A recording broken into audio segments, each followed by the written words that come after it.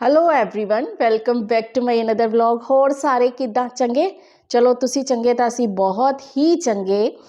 और थोड़ी सी सर्दी हो गई है और मेरा गला भी ख़राब हो रहा है और मेरा रनी नोज़ हो रहा है और बलगम भी मेरे सिर पे जम रही है। मौसम अपना असर दिखा रहा है। मैंने काफ़ी परहेज़ करने की कोशिश करी लेकिन फिर भी मौसम अपना रंग दिखा के ही जाएगा, इसलिए मुझे जर्सी भी पहननी पड़ रही है, वरना मुझे ऐसे लग रहा है जैसे मुझे फीवर हो जाएगा। तो चलिए, ये सब बातें तो हो गई, आपका हालचाल पूछ लिया, मैंने अपना हालचाल बता दिया। अब आ जाते हैं मेन मुद्दे पर। और मैं ये वीडियो इसीलिए बना रही हूँ क्योंकि मुझे आप सभी लोगों की, जितने लोग भी ये वीडियो देखें, मेरी उनसे ये रिक्वेस्ट है हाथ जोड़ के कि जो जो सजेशन दे सकता है, जिसके जो विचार हों, प्लीज़ मुझे कमेंट बॉक्स में लिखकर ज़रूर बताएं। और अगर वीडियो पसंद आए तो प्लीज़ एक लाइक करें और जो लोग मेरे चैनल पर नए हैं तो प्लीज़ सब्सक्राइब ज़रूर करके जाएं, ऐसे ना जाएं। तो बात यह है कि सबसे पहले मैं आपको ये बता देती हूँ कि मैं मैट्रिमोनियल साइट चलाती थी पहले, और अब कुछ टाइम से मैंने उसको थोड़ा सा साइड में किया हुआ है किसी वजह से। तो उस कारण मेरे नंबर, जो फ़ोन नंबर हैं, वो सभी जगह बटे हुए थे। तो उन्हीं में से किसी ने, मेरा गूगल पे भी था मैट्रिमोनियल साइट का और मेरा फ़ोन नंबर सभी जगह गया हुआ था और मैं काउंसलिंग भी करती थी। तो फिर किसी का मुझे फ़ोन आया किसी लेडी का, लड़की का। तो उसने मुझे सारी अपनी स्टोरी बताई और बोली कि प्लीज़ आप मेरे हस्बैंड की काउंसलिंग कीजिए। तो मैंने कहा भाई बताइए मामला क्या है और डिटेल में बताइए। तो उसने मुझे डिटेल में ये बताया कि वो एक अच्छे खासे बड़े शहर की लड़की है और वो लड़का जो है कि वो हमारे यहीं का ही है। वो भी उस शहर में पढ़ने गया था, दोनों एक ही कॉलेज में पढ़ते थे। तो उनका मतलब अफेयर हो गया, तो 3 साल 4 साल जितना भी चला कॉलेज टाइम का, और उसके बाद उन्होंने शादी का फ़ैसला किया। उस शादी से लड़की के माँ बाप खुश नहीं थे क्योंकि लड़की वालों का थोड़ा स्टैंडर्ड लेवल हाई था, वो बड़े शहर के थे और जो हमारा ये रुद्रपुर शहर है ये थोड़ा छोटा शहर है। तो लड़की ने उनकी बात नहीं मानी और लड़के से शादी कर ली। अब लड़के से शादी करी, लव मैरिज थी, कुछ टाइम अच्छा निकल गया लेकिन उसके बाद लड़के के रंग ढंग बदलने लग गए। और फिर क्या हुआ कि लड़के ने कहा कि तू जॉब भी नहीं करेगी। वो करती थी कॉरपोरेट सेक्टर में जॉब, उसकी जो एजुकेशन थी। चलो उसने कहा कोई बात नहीं, उसने जॉब छोड़ी और उसने एक स्कूल में जॉब कर ली। स्कूल में जॉब करने के बाद वो अपना घर का काम करके जाती है। पर अब जो उसका देवर है वो किसी और सिटी में रहता है, उसकी भी शादी हो गई है और वो घर में कम आता जाता है क्योंकि उसकी जॉब ही वही है। अब प्रॉब्लम ये आ रही है कि जो उस लड़की के सास ससुर हैं वो उसके साथ रहते हैं और उनमें बिल्कुल भी नहीं बनती सास ससुर के साथ, क्योंकि सास ससुर उसके खिलाफ है। तो जितना भी हो सकता है कि वो उसको, अब कहिए मिसअंडरस्टैंडिंग कहिए या नेचर कहिए या ये हर घर की कहानी है कि सास बहू में नहीं बनती। तो ये अगर कुछ बोलती है तो उसका विरोध किया जाता है, कुछ मांगा जाता है उसका विरोध किया जाता है। तो अब इसने अपने हस्बैंड से कहा कि बहुत साल हो गए मुझे घुट घुट कर जीते हुए, 7 साल हो गए हैं इनको, 2 साल की अब बेटी भी हो गई है। लेकिन अब हस्बैंड इसके बिल्कुल भी कहना नहीं मानते। 1-2 बार ये नाराज़ होके भी चली गई है अपने मायके, तो मायके वाले कहते हैं कि अब हम तो तेरे बीच में आएंगे नहीं, तेरी पंचायत करेंगे नहीं और तू वापस इस घर में भी मत आना और हमको तलाक लेके भी मत आना। अब वो लड़की कहती है मैं इतनी परेशान हो चुकी हूँ कि 7 साल हो गए हैं, 7 साल में ये लड़का मुझे कहीं घुमाने भी नहीं ले गया। मैंने कहा थोड़े दिन आप बाहर चले जाओ ताकि आप दोनों को वक्त दे सको और एक दूसरे को समझ सको। कह रही है वो इतना मतलब अब बदल गया है, शादी के बाद इतना अपने माँ बाप के कहने में आ गया है कि वो मेरी सुनता ही नहीं है। अगर मैं नाराज़ हो के 2-3 बार चली भी गई हूँ तो मुझे वापस खुद आना पड़ता है, वो मुझे लेने के लिए नहीं जाता। और उसके माँ बाप भी उससे सारा काम करवाते हैं, उससे अपनी सेवा करवाते हैं, प्लस उनके यहाँ आया गया रिश्तेदारी बहुत ज़्यादा है, उनका वो वेलकम करवाते हैं। अब ये लड़की 7 साल हो गए हैं और 7 साल में वो अब कह रही है कि मैं दिल करता है मैं सुसाइड कर लूँ, क्योंकि मेरे पेरेंट्स मेरे को लेने को वापस तैयार नहीं है। अब मैं बच्ची छोड़ के जाऊँ तो जाऊँ कहाँ? आदमी अब सुनता नहीं है, वो कहता है तूने मुझे छोड़ना है तो छोड़ दे, तलाक लेना है तो ले ले। ये कहती है तू फिर अपने माँ बाप से अलग हो जा। अलग का मीन्स भी वो कहती है कि जैसे हमारा ऊपर नीचे घर है, तो मतलब हम लोग ऊपर रहते हैं। अब उसने इतना भी कर लिया है कि वो ऊपर रहने के लिए चली गई है, लेकिन फिर भी आखिर एक किचन है और आना जाना भी है।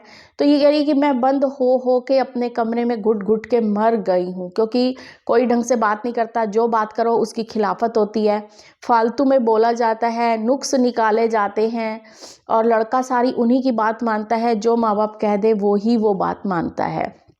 मैंने कहा फिर भाई, जब तुम्हारा इतने टाइम तक अफेयर चला, तुमने इतना मिला जुला, समझे एक दूसरे को, तो तुमने फिर पहचाना नहीं? कह रही नहीं, ये बाद में बदल गया है, और जो देवर दरानी आते हैं उनको बहुत प्यार मिलता है और सारा कुछ मुझे ही करना पड़ता है। अब मेरी बर्दाश्त से बिल्कुल बाहर हो चुका है, मैं ये सब कुछ नहीं झेल सकती। अब मेरा मन करता है कि मैं सुसाइड कर लूँ। वो इतना रो रही थी, इतना रो रही थी, कह रही है कि मेरे हस्बैंड को मैं ले आती हूँ और आप उनकी काउंसलिंग कर दो। मैंने कहा काउंसलिंग तो तब होगी जब तेरा हस्बैंड आने को तैयार होगा। कह रही हाँ, वो आएगा ही नहीं, वो कहेगा कि तूने घर की बातें बाहर बता दी हैं, तो वो आएगा ही नहीं। मैंने कहा फिर? कह रही है कि मैंने कहा चलो मैं तुम्हारे घर आ जाऊँ। कह रही नहीं, आप भी हमारे घर मत आना, क्योंकि सास ससुर है मेरे। मैंने कहा फिर क्या हो सकता है? फिर कह रही है कि ऐसा करती हूँ कि मैं मार्केट में या किसी गुरुद्वारे मंदिर में आके बैठ जाऊँगी और आप एकदम से आ जाना और कहना आप मेरी फ्रेंड हो। तो मैंने कहा ये भी नहीं हो सकता, मैं ऐसे जाऊँ और फिर मैं उसको समझाने लग जाऊँ, वो कहे कि ये सब बातें आपको कहाँ पता है, कैसे पता है, किसने बताई हैं, फिर मैं क्या करूँगी? मैंने कहा फिर दूसरी बात ये है कि वो कहेगा कि आपको इतना हक किसने दिया मेरी पर्सनल लाइफ में इंटरफेयर करने का। तो मैंने कहा तुम थोड़े दिन मायके हो आओ, ताकि तुम्हारा फिर जो क्लीन माइंड है वो क्लीन हो जाएगा। आप जब अपने उस प्रॉब्लम वाली जगह को छोड़ के जाते हो ना कहीं दूसरी जगह, तो फिर जब आप आते हो तो रिचार्ज रिफ्रेश होके आते हो। कह रही है कितनी बार जाऊँ मायके? अब तो मायके भी जाने को मन नहीं करता, क्योंकि इस बंदे ने तो सोच रखा है। कह रही इसके पीछे मैंने अपनी जॉब भी छोड़ दी, घर भी मेरा समझो अब छूट ही गया। अब मैं जाऊं तो जाऊं कहाँ? कहीं घुमाने नहीं ले जाता, पैसा नहीं देता, खर्चा नहीं देता। और अगर मैं कह रही हूँ कि ऐसा करते हैं कि तुम अपना ट्रांसफ़र किसी और शहर में करा लो, तो मान नहीं रहा, कह रहा नहीं जाऊँगा, नौकरी छोड़ दूँगा, लेकिन मैं रहूँगा यहीं अपने पेरेंट्स के पास। तो मैंने कहा कि ये तो अब मैंने तुम्हारी बात सुनी है, अब उनकी बात भी सुनेंगे तभी तो कोई फैसला कर पाएंगे। और काउंसलिंग के लिए तो फिर इंसान को खुले दिमाग से, खुले दिल से आना पड़ता है।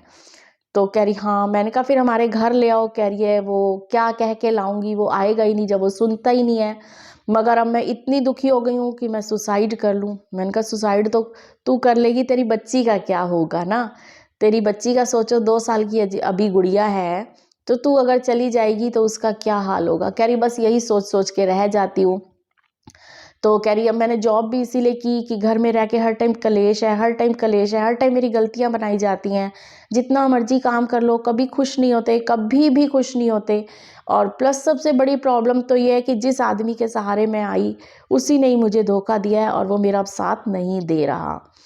तो मैंने कहा भी अब लव मैरिज करके भी तुम लोग खुश नहीं हो, तो बताओ फिर क्या हो सकता है? कि माँ बाप के कहने से तो आजकल वैसे ही बच्चे शादियां नहीं कर रहे। अब तुम लोग खुद अपने फैसलों से ही खुश नहीं हो, इतने इतने साल एक दूसरे के साथ समझ लो रह रहे हो, तो भी जान जान के भी आप एक दूसरे को समझ नहीं पाए हो। तो उससे अच्छा तो यही था कि भाई हम जैसे लोगों को, जहाँ माँ बाप ने जैसे जिसके साथ बांधा, ना मन की पूछी, ना फैसले करने का हक दिया, ना टाइम दिया, बता दिया कि बस इसके साथ तुम्हारा रिश्ता हम कर रहे हैं, बस छुट्टी। उसके बाद हमारी भी हिम्मत नहीं, सिर्फ इतना पता था कि माँ बाप जो कर रहे हैं ठीक है, वो फैसले इन्हीं के हाथ के हैं, है ना? लड़कियों की से तो कौन पूछता है, कौन फैसले का क्या? जैसे मर्जी, जैसे गाय को एक खूंटे के साथ बांध दिया जाता है, तो वैसे ही लड़कियों को बांध दिया जाता था हमारे टाइम पे। लेकिन अब ये हालात नहीं रहे, है ना? बच्चों को सारा का सारा दिया जा रहा है, हक वो ले रहे हैं। तो ये बहुत बड़ी समस्या है, लेकिन फिर भी हम कहते हैं कि जो माँ बाप ने हमारे लिए फैसले किए वो हमारे लिए अच्छे निकले। हर घर वो बस रहा है, बहुत कम रेयर लोग हैं जिनका घर टूटा हो, लेकिन अगर टूटता भी है तो माँ बाप सभी रिश्तेदार मिलके काफ़ी उसको पहले टाइम देते हैं। फिर जब पानी सिर से ऊपर चला जाता है उसके बाद ही फिर पेरेंट्स फैसला लेते हैं, तो फिर पेरेंट्स झेलते भी हैं। इसीलिए ये जो आजकल हमारे समाज में इतना ट्रेंड चला पड़ा है कि बच्चे अपनी मर्जी से शादियां कर रहे हैं और जब उसके बाद उनका नहीं सेटिंग बैठती तो वो वापस माँ बाप के पास ही आ जाते हैं। तो माँ बाप भी बहुत दुखी होते हैं कि पहले तो उन्होंने कहना नहीं, बच्चों ने माना, अब तुम सारा कुछ छोड़ छाड़ के हमारे पास आ जाते हो हम पर बोझ बनने के लिए, और फिर उसके साथ साथ हमारी रिश्तेदारी बिरादरी में हमें बातें सुनने के लिए। तो वो दौर बहुत मुश्किल हो जाता है। मैं खुद उसकी बातें सुन सुन के परेशान हो गई, हैरान भी हो गई कि इतना टाइम एक साथ गुजारने के बाद भी आप लोग एक दूसरे को नहीं समझ पाए, और नहीं समझ पाए तो अब गलती किसकी है, और उस लड़के की गलती है या इस लड़की की गलती है, क्या कह सकते हैं, क्योंकि अभी हमने एक पहलू ही सुना है। इसीलिए मैं चाहती हूँ कि आप सभी लोग जो मेरे व्यूअर्स हैं और या जिनके पास ये फर्स्ट टाइम वीडियो जा रहा है वो खुलकर सामने आए और कमेंट बॉक्स में मुझे अपने विचार लिखें कि ये जो हमारे समाज में इस टाइम दौर चल रहा है ये कितना खतरनाक है, और ये आने वाले टाइम में सभी के लिए कितना खतरनाक होगा कि जो बच्चे सब अपनी अपनी मर्जियां कर रहे हैं तो इसका क्या रिज़ल्ट निकलेगा, और ये सही है या गलत है, और हमारे आने वाले जो भविष्य में जो हम जैसे लोगों का जिनकी अब बच्चों की शादियां होनी है, हमारा बुढ़ापे का क्या भविष्य रहेगा। तो इस टाइम पे ये हमारे समाज में बहुत ज़्यादा जो ट्रेंड में आ रही है ये समस्या आने वाली है, क्योंकि लड़कियां ज़्यादा घर का काम नहीं कर रही, वो जिम्मेदारियां नहीं लेना चाहती, अपनी मर्जी से बच्चे शादियां कर रहे हैं, उसके बाद फिर घर टूट रहे हैं। तो इन सब का क्या होगा, ये एक अकेले के बस की बात नहीं है, ये सभी को सोचना पड़ेगा और अपने अपने घर के बच्चों से सलाह करनी पड़ेगी या कुछ स्टेप लेना पड़ेगा।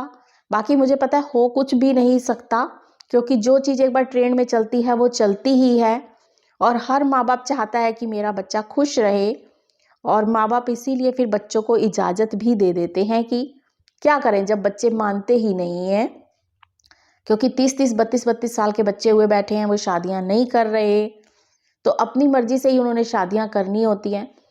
तो बस आप लोग मुझे बताइए कि जब इस लड़की का मेरे पास फ़ोन आया है और वो अब सुसाइड करने को भी तैयार है, वो तलाक लेने को भी तैयार है, मगर हस्बैंड उसका किसी भी बात पे मानने को तैयार नहीं है, वो छोड़ने को तैयार है कि आप ले लो तलाक मुझसे, लेकिन मैं अपने पेरेंट्स को नहीं छोड़ पाऊंगा, और ट्रांसफ़र भी नहीं करवा रहा। तो ये कितनी बड़ी समस्या है, और उस छोटे बच्चे के लिए जो अभी 2 साल की गुड़िया है। तो मैंने उससे कुछ टाइम मांगा है कि थोड़ा सा आप कॉम्प्रोमाइज़ करो या अपने माइंड को कूल करो या आप थोड़ा सा अपने आप को चेंज करो। वो कह रही मैंने इनके हिसाब से बहुत अपने आप को चेंज कर लिया है, लेकिन ये लोग बिल्कुल भी मेरे साथ एक अटैचमेंट करने को तैयार नहीं है। तो इसका मतलब कहीं ना कहीं लड़के के माँ बाप भी इस शादी के लिए तैयार नहीं थे खुद से, लेकिन लड़के की मर्जी के आगे वो झुक तो गए, लेकिन उन्होंने उस लड़की को एक्सेप्ट नहीं किया। तो बस मुझे आप सब लोगों की सलाह की बहुत ज़्यादा ज़रूरत है, क्योंकि आप भी कहीं ना कहीं जो मेरा देखते होंगे वीडियो वो माँ बाप होंगे और उनके बच्चे भी होंगे।